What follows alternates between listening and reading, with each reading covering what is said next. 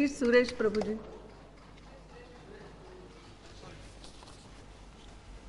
Madam, when we passed this Food Safety and Standards Act in 2006,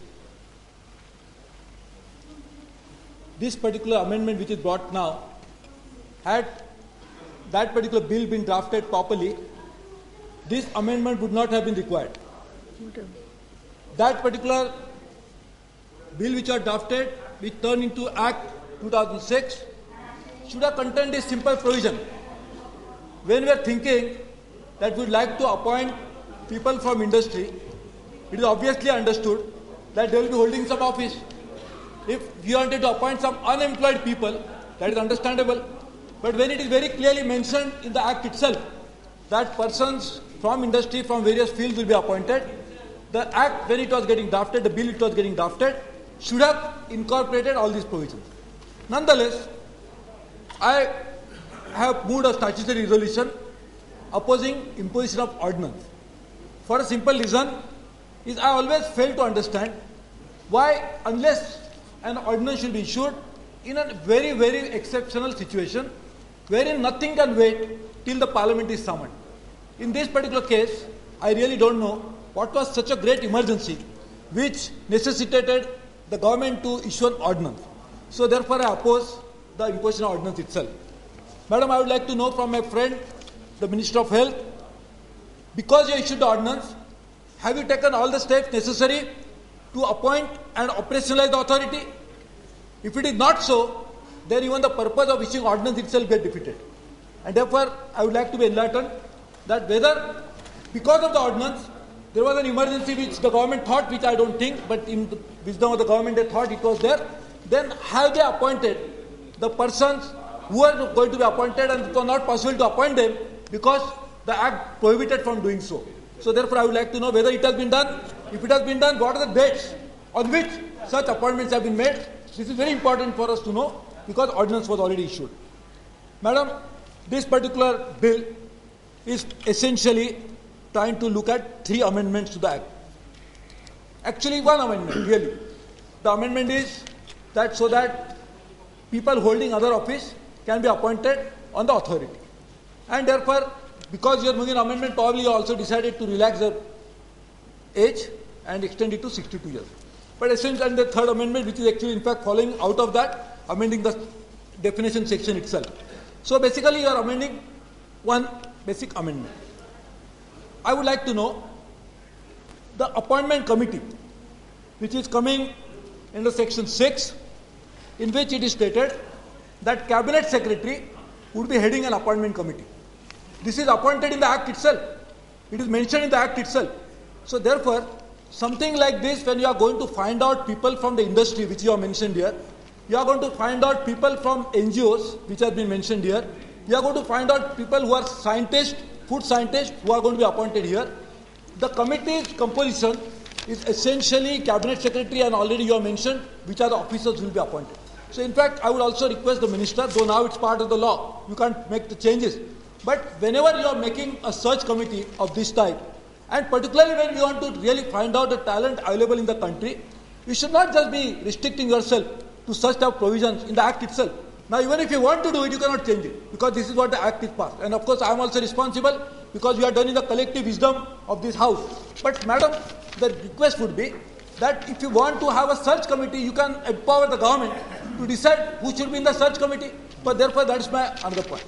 And thirdly, I was looking at the definition section, section 3, subsection J, 3J.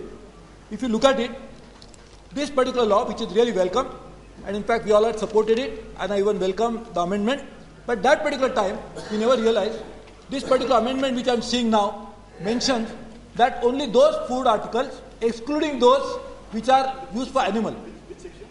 3J, section 3J, in which you mention that animal food are exempted.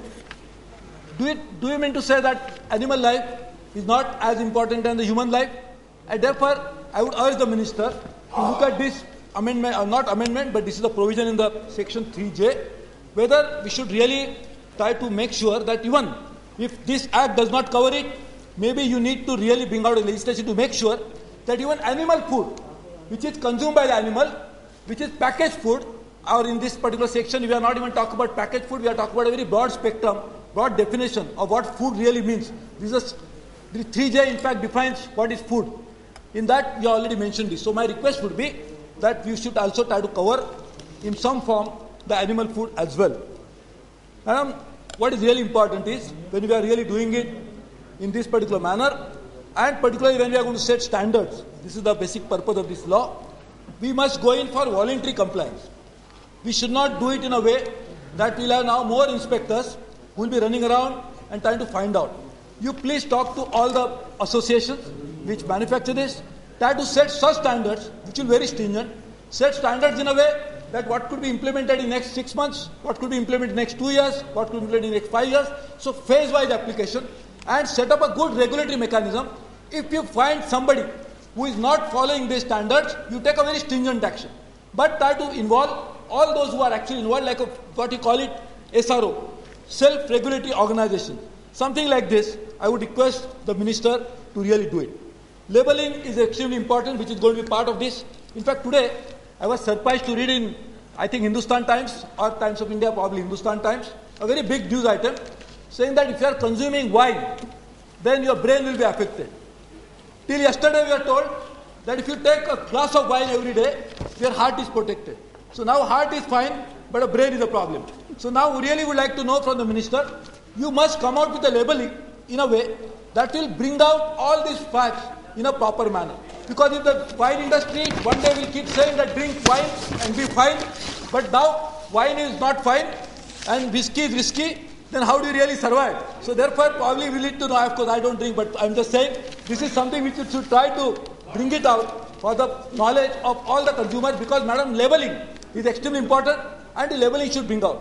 I know I read somewhere the minister making a statement that all the processed food will now contain information like how much is the content of HDL, LDL and items like that. If that is what it is, then I would request him, please come out with that very soon. All processed food must contain that information, because nowadays we cannot help to just play with food which really is going to cause problems later on. Madam, nutraceuticals is another very important aspect of it. The pharmaceutical industry is growing, but so is nutraceutical industry growing at the same time, and therefore we really need to set very high standards for them even now. I know this is not really part of the particular bill, but madam, the drugs which are manufactured, which are substandard, which are spurious, and which are really in a way very harmful to various patients who really consume them. So I think along with this, there is a need to bring out a proper understanding whereby all the food items, nutraceuticals, pharmaceuticals will be covered by this. And most importantly, I know the limitation of the central government. We do not have a apparatus to work in all the states. So essentially, you can set standards, but adherence to the standards will be again the responsibility of the various state government. So I think you must take steps to strengthen the state machinery. In fact, I was making this point when I was speaking on the budget, that there is no provision for strengthening various state machineries. When you are creating such regulatory framework at a national level, you are expecting that this will happen just because you have passed the law. It is not going to happen. And therefore, the states will have to be strengthened. I would request the minister to also tell us how really this state machinery strengthening will take place. And most importantly, madam, and this is my last point, that we really need to act at source, where it is manufactured. Because the distribution and the other end becomes a little difficult. So basically, you must find out how many factories will be permitted to manufacture such a product which are covered by this law. Same is the case for pharmaceutical. You know, there are some states which are very notorious, which manufacture spurious drugs, and the same drugs then are distributed all over the country. In fact, there are some shops in Delhi, somebody will tell you outside that don't go to the shop because this shop sells spurious drugs. So this is also known very well. But distribution end is very difficult to control. You must try to control it at source, and therefore it is required. My last request to the minister would be, please tell us in how much time you will be able to set standards for all the major items, and that too, as I requested, do it in a way that will be phased manner. First will not be as stringent, second will be more stringent, and third will be very stringent. I think we should try to do that as quickly as possible, and I would request the minister to enlighten the House about the time frame in which this will happen. Thank you very much. Thank you. Dr.